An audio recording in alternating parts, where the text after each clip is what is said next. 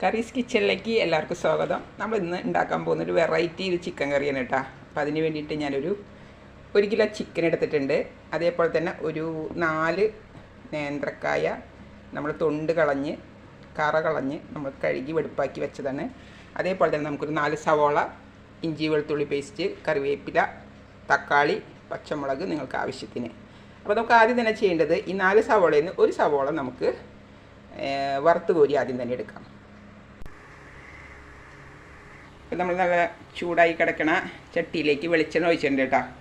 ആ വെളിച്ചെണ്ണയിലേക്കാണ് നമ്മുടെ ഒരു സവോള ഇട്ടിട്ട് വറുത്ത് കോരി എടുക്കുന്നത്. ഇത് നല്ലൊരു ബ്രൗൺ കളറിൽ നമുക്ക് വറുത്ത് കോരിയെടുത്ത് നല്ല പേസ്റ്റ് വേണം നമുക്ക് അരച്ചെടുക്കണം. അതാണ് ഇതിൻ്റെ ഒരു ഹൈലൈറ്റ് എന്ന് പറയുന്നത് കേട്ടോ. നമുക്കൊരു വ്യത്യസ്തമായിട്ടുള്ള രീതിയിലാണ് നമ്മളിത് ചെയ്യുന്നത്. അപ്പം നമ്മുടെ സവോളനെ നന്നായിട്ട് നമുക്ക് മൊരിച്ചെടുക്കാം. ഇപ്പോൾ നമ്മുടെ സവോളതെ ഇത് മൊരിഞ്ഞിട്ടുണ്ട് കേട്ടോ. ഈ പാകത്തിന് നമുക്ക് നമ്മുടെ മിക്സിയുടെ ജാറിലേക്ക് ചൂടാറിയ ശേഷം നമുക്ക് ഇടാം. കരിക്കാൻ പാടില്ല, അതിൻ്റെ ആ ഫ്ലേവർ മാറാൻ പാടില്ല. നമുക്ക് വല്ലാണ്ട് കരിഞ്ഞ് വന്നു കഴിഞ്ഞാൽ അതിൻ്റെ ടേസ്റ്റ് മാറും. അപ്പോൾ നമുക്കിത് ഇതിലേക്ക് മാറ്റി വയ്ക്കാം മിക്സിയുടെ ജാറിലേക്ക്. അപ്പോൾ നമ്മുടെ സവോളനെയൊക്കെ ഞാൻ കോരി വെച്ചു കേട്ടോ. ഒരു മിക്സിയുടെ ജാറിലേക്ക് നമ്മൾ ചെറിയ ഗ്രൈൻഡർ ഉണ്ട്, അതിലേക്ക് ഇട്ടാൽ മതി കേട്ടോ. നമ്മൾ വലിയ ജാർ എടുത്തിട്ട് എടുക്കില്ലെന്നുള്ളത് ചെറിയ ജാറിലേക്ക് ഇട്ടാൽ അതിലേക്ക് അല്പം ആ ചൂട് വെളിച്ചെണ്ണയും കൂടി നമുക്ക് അതിലേക്ക് ഒഴിച്ച് വെക്കാം കേട്ടോ. അപ്പോൾ അത് ചേർത്തിട്ടാണ് നമ്മൾ അരച്ചെടുക്കുന്നത്. ബാക്കി വെളിച്ചെണ്ണയുടെ കൂടെ തന്നെ കുറച്ചും കൂടി വെളിച്ചെണ്ണ, ഒരു 3 ടേബിൾ സ്പൂണോളം വെളിച്ചെണ്ണ ഞാൻ ഇതിലേക്ക് ഒഴിച്ചിട്ടുണ്ട്. അതിലേക്ക് നമ്മൾ എടുത്ത് വെച്ചിരിക്കുന്ന നമ്മുടെ സവോള, ഇഞ്ചി, പച്ചമുളക്, വെളുത്തുള്ളി എല്ലാം ഒറ്റയടിക്ക് തന്നെ എല്ലാം ഇടുന്നത് കേട്ടോ. ഓരോന്ന് കഴിഞ്ഞ് ഓരോന്ന് ഇടേണ്ട ആവശ്യമൊന്നുമില്ല. ഇതുപോലെ ഇട്ട് കഴിഞ്ഞാൽ എല്ലാം ഒരുങ്ങി കിട്ടിക്കോളും. നമ്മൾ വിചാരിക്കുന്ന ഒരു ബുദ്ധിമുട്ടില്ല. പുതിയ തലമുറയിലെ പുതിയ കുട്ടികൾക്കൊക്കെ ചിക്കൻ കറി ഉണ്ടാക്കാമെന്ന് പറഞ്ഞു കഴിഞ്ഞാൽ വലിയ ബുദ്ധിമുട്ടായിട്ട് തോന്നും. വളരെ സിമ്പിളല്ലേ. എല്ലാത്തിനും നമ്മൾ റോസ്റ്റിന് വേണ്ട കാര്യങ്ങളാണ് ഈ കാണുന്നതൊക്കെ. ഏത് റോസ്റ്റ് എടുത്താലും, ചിക്കൻ റോസ്റ്റ് എന്നല്ല, മട്ടൺ റോസ്റ്റ് ആയിക്കോട്ടെ, ബീഫ് റോസ്റ്റ് ആയിക്കോട്ടെ, എല്ലാ കറികളുടെ റോസ്റ്റിൻ്റെ ഒരു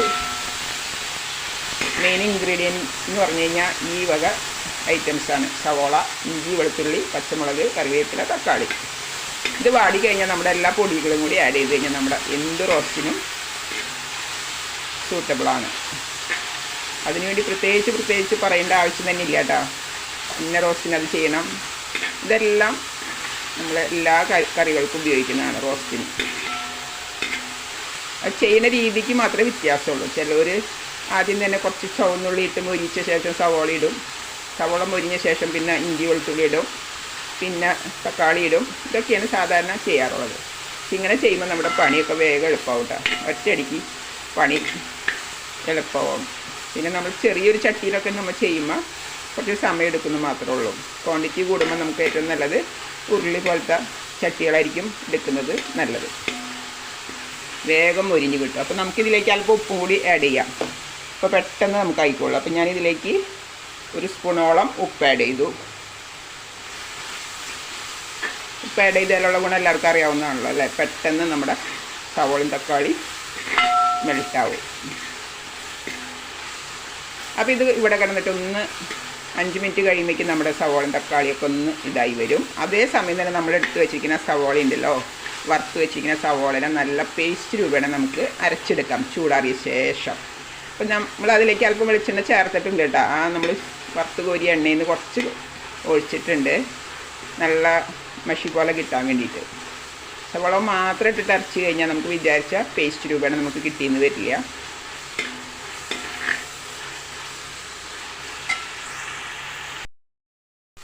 നമ്മുടെ തക്കാളി സവാള വേണ്ട പെട്ടെന്ന് തന്നെ വാടിയിട്ടുണ്ട്. ഇതിലേക്ക് നമുക്ക് ആദ്യം തന്നെ മുളക് പൊടി നമുക്ക് ആഡ് ചെയ്യാം. ഞാനൊരു 2 സ്പൂണോളം മുളക് പൊടി ചേർത്തിട്ടുണ്ട്. 1.5 സ്പൂൺ മല്ലിപ്പൊടി, 1/2 ടീസ്പൂണോളം മഞ്ഞൾപ്പൊടി, ഒരു ആവശ്യത്തിന് കറി മസാല കൂട്ടിട്ട് നമ്മുടെ ചിക്കൻ മസാല പൊടിച്ച് വെച്ചതാണ്, ഗരം മസാലപ്പൊടി. ഞാൻ ഏകദേശം 3/4 സ്പൂണോളം നമ്മൾ ആഡ് ചെയ്തിട്ടുണ്ട് കേട്ടോ. അതൊക്കെ കൂടി നമുക്കൊന്ന് നന്നായി മിക്സാക്കാം. അപ്പം ഞാനിതിലേക്ക് എരിവും മഞ്ഞളും ഒന്നും നമ്മുടെ കോഴിയിലേക്ക് പുരട്ടി വെച്ചിട്ടില്ല കേട്ടോ. നമ്മളിതിലേക്കാണ് നമ്മൾ നേരിട്ടെല്ലാം ചേർത്തത്.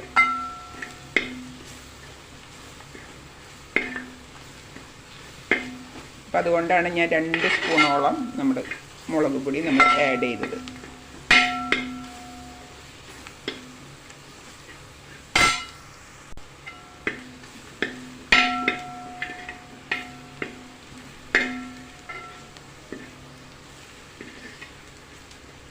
നമുക്ക് അരച്ച് വെച്ചിരിക്കുന്ന നമ്മുടെ സവോള ഉണ്ടല്ലോ, ഇതാണ് നമ്മുടെ സവോള ഉണ്ട് നല്ല പേസ്റ്റ് രൂപയാണ് നമ്മൾ അരച്ചെടുത്തിരിക്കുന്നുണ്ട. കുറച്ച് വെളിച്ചെണ്ണയൊക്കെ ഇതിലുണ്ട് കേട്ടോ. നമ്മൾ അരച്ചതിൻ്റെ ആ വെളിച്ചെണ്ണ തെളിഞ്ഞ് വന്നിട്ടുണ്ട്. ഇത് നമുക്ക് ഇതിലേക്ക് ആഡ് ചെയ്യാം.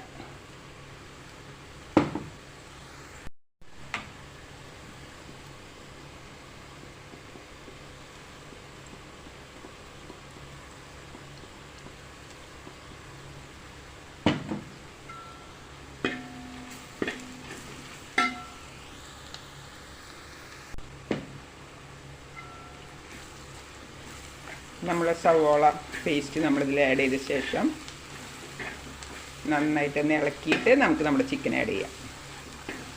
അതോടൊപ്പം തന്നെ നമ്മൾ എടുത്ത് വെച്ചിരിക്കുന്ന നേന്ത്രക്കായ്,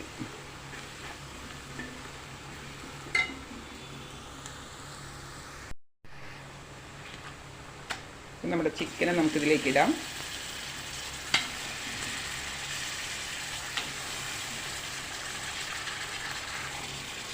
ആയി ഇളക്കി കൊടുത്ത ശേഷം നമ്മുടെ കായയും കൂടി നമുക്കിതിലേക്ക് ആഡ് ചെയ്യാം. നേന്ത്രക്കായ ആയതുകൊണ്ട് നല്ല വേവ് ഉണ്ടാവും. അപ്പോൾ ചിക്കൻ്റെ ഒപ്പം തന്നെ നമുക്കിത് കിടന്ന് വേവണം.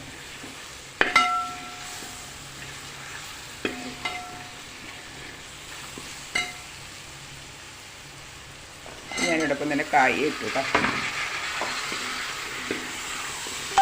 അപ്പോൾ നമുക്ക് കായ ഇടുമ്പോൾ അതിനൊരു വേവ് വയ്ക്കാൻ വേണ്ടിയിട്ട് നമുക്ക് ഇപ്പോൾ തൽക്കാലത്തേക്ക് നമുക്ക് വെള്ളം ചേർത്ത് വേവിക്കാം. അതിന് ശേഷം നമുക്കൊരു അരമുറി തേങ്ങയുടെ പാൽ ഇതിൽ ആഡ് ചെയ്ത് കഴിഞ്ഞാൽ വളരെ സൂപ്പറായിരിക്കും.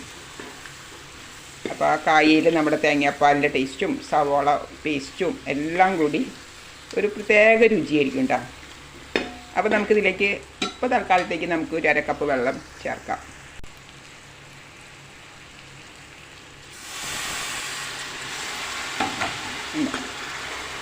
കായ ആയതുകൊണ്ടാണ് നമ്മൾ 2 കപ്പ് വെള്ളത്തോളം ചേർത്തത്. അപ്പോൾ നമുക്കിതിനെ മൂടി വെച്ച് ഫ്ലെയിം വളരെ കുറച്ച ശേഷം നമുക്ക് വേവിക്കാനിടാം. വളരെ സിമ്മിൽ തന്നെ കിടന്ന് വെന്താൽ മതി കേട്ടോ. നമുക്ക് ഒറ്റയടിക്ക് ഇങ്ങനെ വെന്ത് ഇതാവണ്ട. ചിലർക്ക് തേങ്ങാപ്പാലൊക്കെ ഇഷ്ടമില്ലാത്തവരാണെങ്കിൽ ഇതിവിടെ വെച്ചിട്ട് സ്റ്റോപ്പ് ചെയ്യാം. പക്ഷേ തേങ്ങാപ്പാലിൽ കിടന്ന് വേവുന്നതിൻ്റെ ഒരു രുചി ഒന്ന് വേറെ തന്നെയാണ് കേട്ടോ. തേങ്ങാപ്പാലൊക്കെ എടുക്കാൻ എളുപ്പമുള്ളവർക്ക് ഇത് കഴിയുമ്പോൾ നമുക്കൊരു അരമുറിയുടെ തൻപാൽ ഇതിലേക്ക് ആഡ് ചെയ്ത് വേവിക്കാം. അല്ല അത് ഇഷ്ടമില്ലാത്തവർക്കാണെങ്കിൽ ഇതേപോലെ തന്നെ വെന്ത ശേഷം നമുക്ക് ഉപയോഗിക്കാവുന്നതാണ്.